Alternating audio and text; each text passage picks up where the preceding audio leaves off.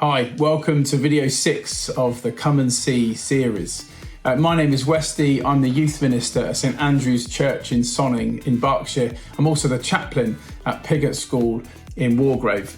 We've been thinking about Jesus' words from over 2,000 years ago, which we call the Beatitudes. In some ways, you could see that they're like the ways that the Bible teaches us in how to live. And sometimes they're the opposite of what the world says. So where the world might say, be proud of yourself and back yourself and be fully invested in yourself, Jesus talks about being humble and meek.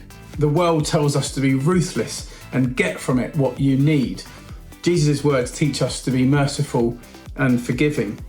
The world certainly for me told me over the years to get revenge when I'm wronged, but Jesus' words teach us to be peacemakers. The world might tell us to look after number one, but Jesus' words tell us to always be looking out for others. So in this session, we're thinking about habits. We all have habits. Some are good, some probably not so good. Have a think for a moment about the habits that you have. Are they all good for you? Are some of them maybe detrimental or bad for you in some way?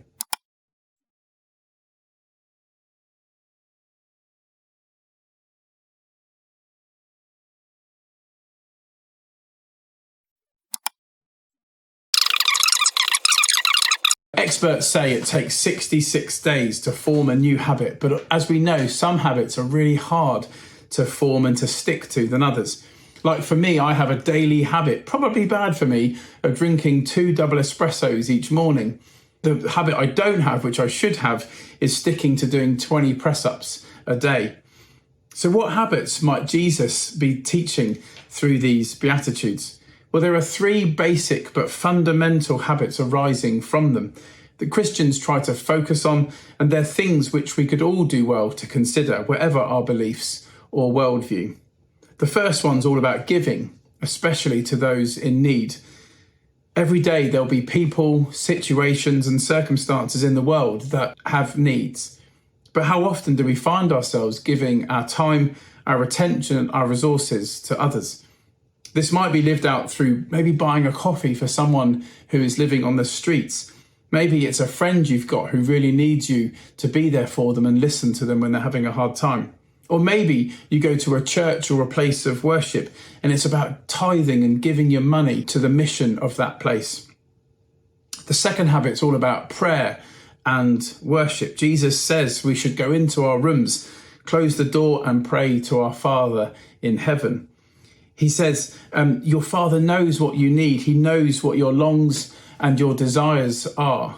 And as long as they're in line with his will, he longs to fulfill them. So what or who needs your prayers today? The third habit, and this one's a little bit more challenging, it's called fasting. It's not a word we use very much, but it's where we give up something like food or alcohol or Netflix or Snapchat or our phones. It helps remind us that life shouldn't be ruled by things or food, but by more important things. And for Christians and those who seek God, this is our relationship with God. Whilst these habits are generally done on our own or in secret, it can be really helpful to speak to a friend or a trusted adult who can help you keep on track. And maybe you could think about who might be that person for you to help you stick to some good habits.